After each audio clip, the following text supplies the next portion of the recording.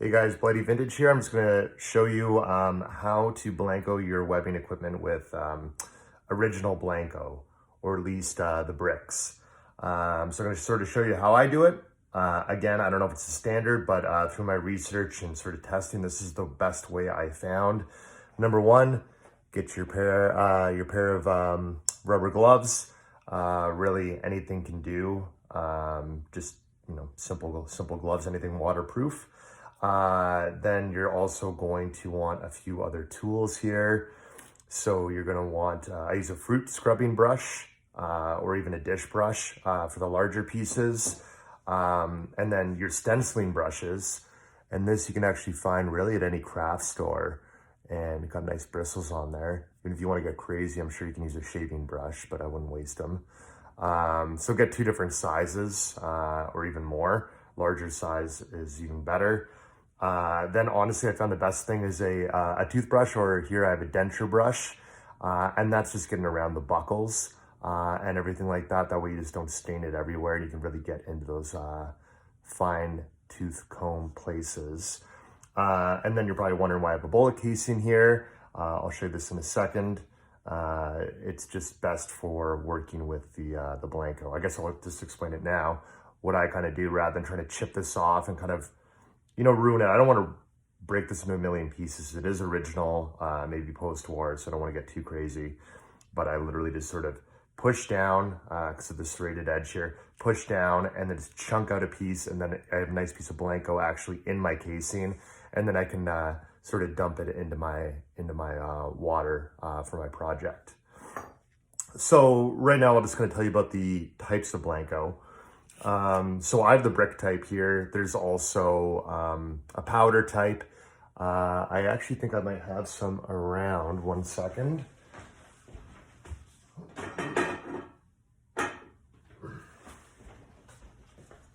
It's in a box somewhere. But anyways, so the powder type, usually you'd see for like respirator bags, things like that. They also see the Dutch post-war.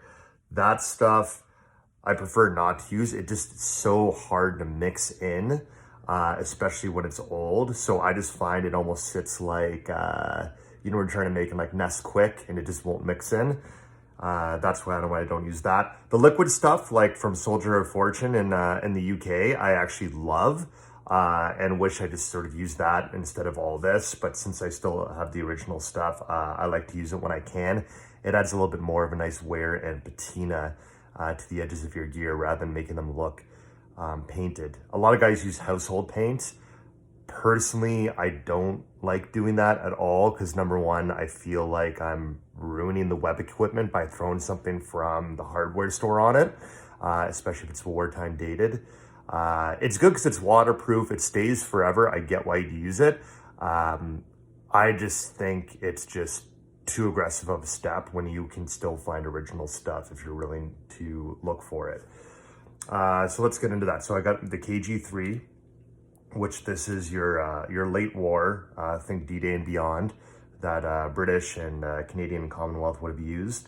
And you actually see it still says Blanco on there, made in England. Usually comes in these packages, like brown wrapped. And then mid-war is KG103, which I have two examples here. One is the brick, and one is kind of the brick paste, if you will. This is actually a lot more little supple. These are both the same types. As you can see, Pickering's was a major manufacturer. This one doesn't have any markings on it. I'm not going to use the one in the can because, to be honest, that's kind of a nice original piece. So I'm just using this to chip away on because it's cool, but not exactly collectible when I don't have it in the original packaging. And then there's one missing. That's the KG97. That's like the early war Blanco. That would have been like the British Expeditionary Force in France in 1940. I think they carried that on a little bit after that as well, possibly Home Guard, things like that. But don't really quote me on when and what units used what Blanco. That's really up to your own research. And my generalization is KG97, BEF in France, KG103. I'm honestly scared to even tell you what, because mid-war was a lot of desert area, North Africa, Italy, where they would have mostly had unblancoed webbing. But of course, you're gonna have other areas like Crete and Greece and also not Hong Kong, but like Burma, things like that. So possibly there. And then the KG3 is really Northwestern Europe, 1944, 1945, so this will be your main one. And then you're going to end up mixing it up. Sometimes I choose like a larger, I just got like a potting pot that I mix in. Or you can go something smaller and just get like just any leftover mason jar or jar in your fridge. Usually smaller the better. Make sure it's got a good enough opening that you can, get something in there. That's why I choose the larger one.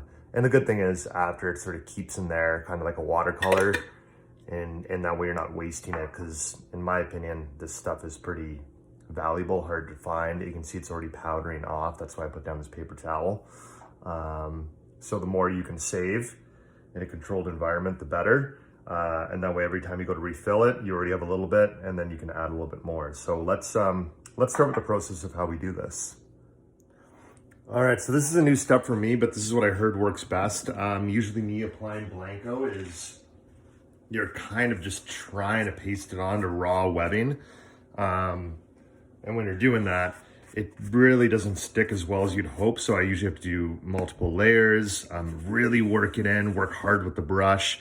But I was told if you soak it in water first, it'll kind of open up the pores and it'll absorb it better. Makes sense to me. So that's kind of what I'm going to try today. I don't think I'm going to do an aggressive soaking, just kind of get a good surface on. Would be great. And I think that'll kind of get us started for when we go to do everything. So I'm not going to show you every single piece, but that's just going to give you a kind of an idea of what to do as a first step. Just kind of soak the side you're going to do. It's important to note you're only going to want to do the outside with the original Blanco. Don't do the inside that's going to rub up against you. You'll see a lot of more modern repros say it does not rub off. This stuff will rub off. It will rub off on you and it will wear. Again, a lot of guys think it's a waste of time to apply the original stuff. I like doing it because I have it and it's original and it's true to form. But I do like the SOF Repro Liquid Blanco a lot. And as I said, the household paint, not a big fan of. But to each their own, do whatever you feel like. All right, so now I'm outside. This is definitely where you want to do it. Do not do this inside. Also, you will probably stain your deck or outdoor patio. So don't do that. So literally I lay down some rubber mats that I don't mind ruining. You can lay down really whatever you want. I guess, newspaper. Actually, no, newspaper will get too wet. Maybe like a painter's throw or something like that, but not on a windy day. So what I've done is I've taken some, and I don't know if you can see in there, but I've just sort of shredded off a little bit. Luckily there's some in the bottom of the bag. That's nice. So what I do is I brought up my water as well. That way I can dip as I go. Otherwise the stuff's going to dry out if I try to dip it all at once. I'm just going to add a little bit to start. And I'm going to sort of test from there the consistency. And I think I brought out everything. So I'm going to sort of stir it up for a little bit. Just get a nice consistency going. Make sure it's as powdery as possible. If you need to break it up even more and kind of pound it with something hard, like with a rock or really whatever you find to sort of grind it down, the better. If it's just a big giant piece, it's going to be a lot more difficult to slowly wear it away with water. So it looks like I'm getting a nice consistency, so I can start to test out, and I kind of see it's going on nice there. Again, it's going to go on super dark to start, as you can see. Really until it dries, you'll have no idea, because I've done this a few times, and every time I do, I'm like, oh my god, look how well it's going on. Don't have to worry about doing this more than once, and then once it dries, I'll see that it's not really as good as I thought, and that's why sometimes you'll have to really work it in with this to really make sure it's getting into that grip. So I'm going to do that a few more times with this, and then carry on and show you guys the rest. Alright guys, so as you can see, I've done the one piece. done my canteen carrier. Again, once it dries, it's going to sort of show its true colors. I was saying about the toothbrush or denture brush. Toothbrush, I think, will be too soft. That's why I like to use a denture brush, and that really helps you get in between these buckles. That's the tough part. And again, I'm only coloring the side that's going to be showing, not the back. There's definitely going to be some overflow, and that's fine. I'm going to make sure to do along the sides. Make sure to do the interior parts that might show and look a little bit awkward. And then I just leave that in the sun to dry, soak my next piece, and then carry on. All right, so as you can see here, cross straps are usually the hardest because they're super long. But as you can see, actually it's kind of soaked all the way through, which usually it doesn't do. But since I soaked everything, it probably will. So hopefully that doesn't stain my uniform too bad, but I'll kind of brush it off after anyways. I guess it's the main downfall with soaking through all the way versus just doing it on top. Also, once you get it all watery, it's really gonna sit around unless you have it on a porous surface. But honestly, after it dries up, like I said, mostly it's a rude awakening. You think you really got these things good, you have no problem, but it'll probably require a few layers. I already see some khaki coming through, so we'll just keep going. All right, I've pretty much done everything. It's usually at this point that I sort of think to myself, why don't I use SOF Repro Liquid Blanco? And I'm definitely getting to that point every time I do this. Mainly it's just the cost, and I already spent money on the original Blanco, thinking I was going to be all OG. But as you can see, it's not as much fun as it looks. So you're going to end up with everything wet. You're wet. As you go, you can refill this a little bit with water. So you can tell that there's still a lot of silt in there. So you can just refill with water and keep going until it gets too watery. Or I shouldn't say too watery, but not dark enough. The good thing about using Blanco and not the liquid stuff is literally after you're done here, you just let it dry out and then you're good to go for another day. Same thing, you let these dry out. They're gonna be all dusty after though, so just mind that.